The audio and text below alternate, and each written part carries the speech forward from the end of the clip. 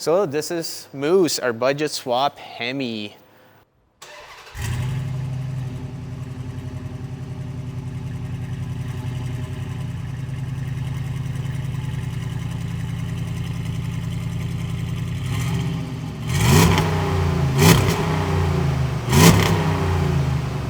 We tried to keep the cost as low as possible. This is all in Canadian dollars that I will be talking about. We will give you the cost of the complete swap with the lift kit at the end of the video, or closer to the end of the video. We have taken it on many, many adventures. We have done over 12,000 kilometers, close to 8,000 miles since the swap. It's been basically trouble-free.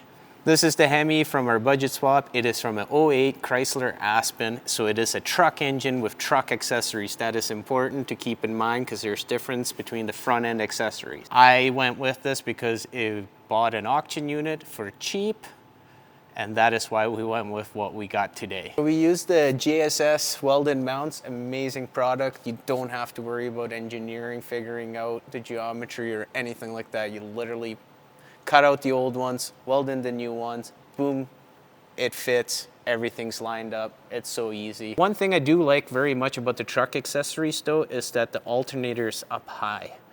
And being where I am in Canada, we do a lot of water crossings and sometimes you get stuck in some muskeg, which I don't like, but it happens. And it's just nice to have it up high. We started out with relocating the PCM to the other side because we used the factory harness from the Chrysler Aspen and most of the stock harness from the Jeep. We added 2 bulkhead connectors, one here, one here. This is your factory one from the Jeep. We took the other end off the Jeep harness and we added the wires from the Chrysler Aspen into it. And then we needed one more bulkhead connector right here that we added to finish off with the body wiring side of the Jeep to the PCM. Every wire that is on these 2 connectors or the Jeep end has a matching wire with the Chrysler PCM and Chrysler harness. So it's very straightforward. I know it sounds intimidating wiring and there's about 30 wires you gotta meet up, but it isn't that bad when you break it down with a couple of good wiring diagrams and just spend some time.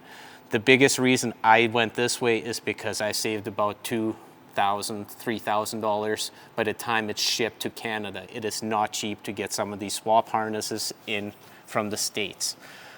We used the factory Chrysler PCM, which I had a guy local to me tune with HP tuners. He basically put the VIN in from the Jeep into that PCM. It works flawless, no issues. I have no lights on. The only light I guess I do have is the traction control, and that's because I have disabled traction control because it's more fun to spin the wheels.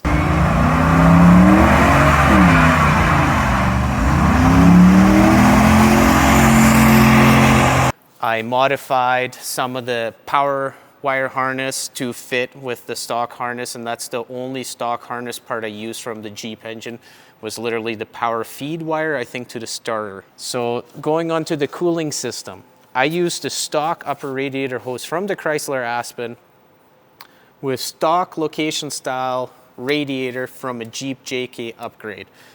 This is an upgraded radiator that I tried using the factory radiator. It was not adequate enough. It could not keep it cool. It was fine as long as you were moving, but as soon as you started crawling in the mountains and the rocks, it started getting a little warm. So you would have to stop, get it to cool down. For the lower radiator hose, that is the biggest struggle, and that doesn't matter which rad you use, doesn't matter which front end accessories, it seems to be the most troublesome to make work.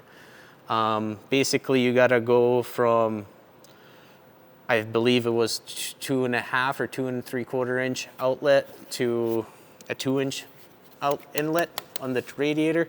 So what I ended up doing was using part of a factory JK hose on this end, on the radiator end, part of the factory hose from the Chrysler Aspen, and I joined it with a flexible hose that you can order.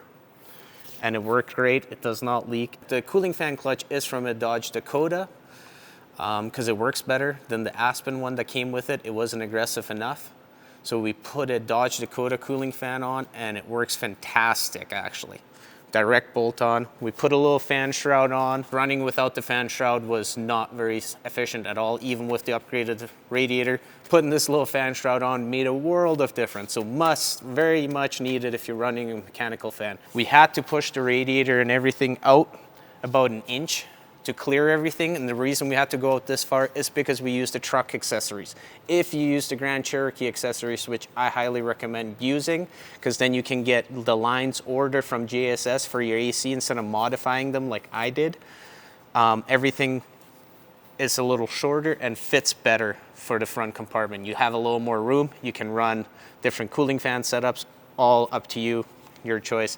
But the Grand Cherokee front end accessory would be the better choice than the truck accessory for clearance.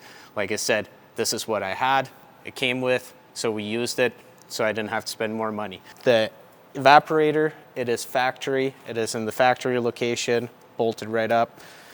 We added a power steering cooler, much needed. The underhood temps are skyrocketing with this engine. We are gonna cut out a hole in the hood for a vent louver, but that's down the road. Added an awesome transmission cooler. Now, the one thing we did add to keep the AC working optimally was we added a little 12-inch fan, and it comes on and it keeps the AC ice cold. It was a cheap Amazon fan that I literally tied into the factory wiring from the Jeep.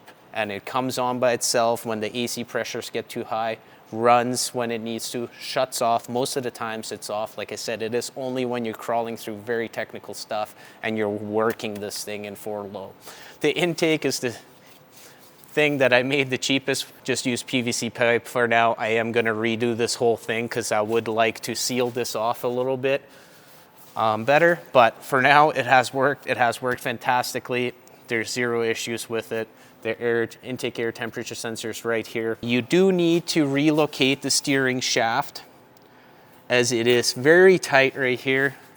And that is also from JSS, Jeep Speed Shop, very great company.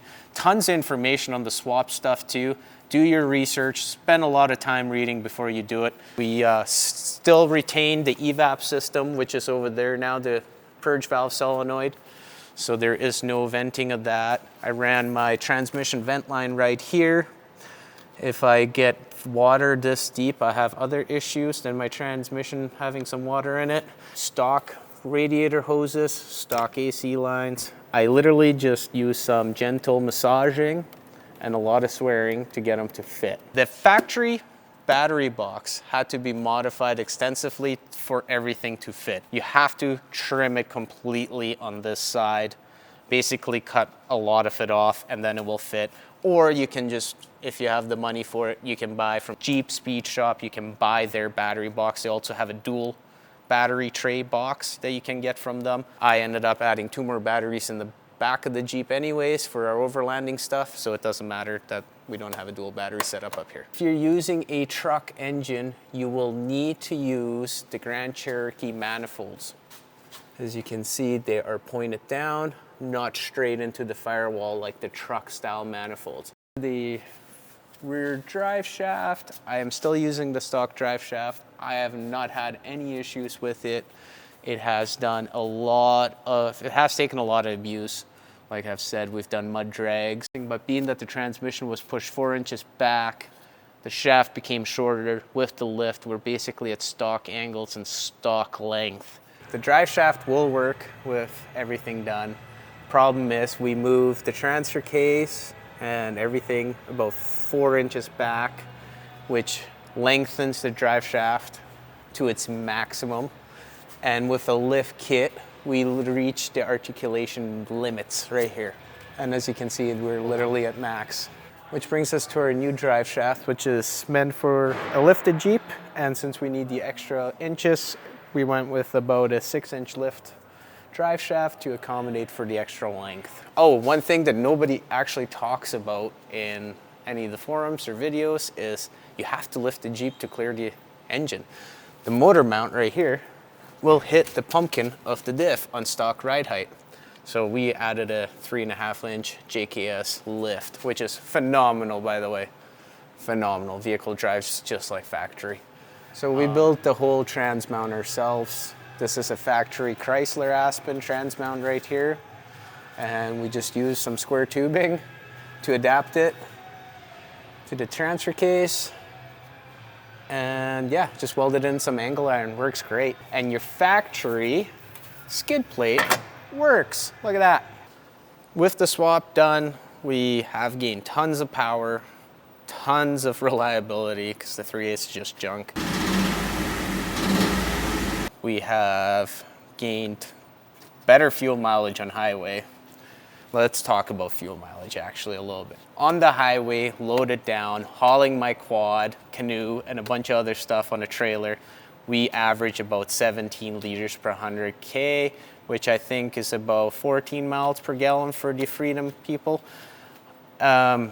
It's just fantastic. Empty with just the Jeep on the highway, it's about 14 liters per 100K, so over 15 miles per gallon, which is fantastic in my mind, especially rolling on 35s with a 3.5-inch lift.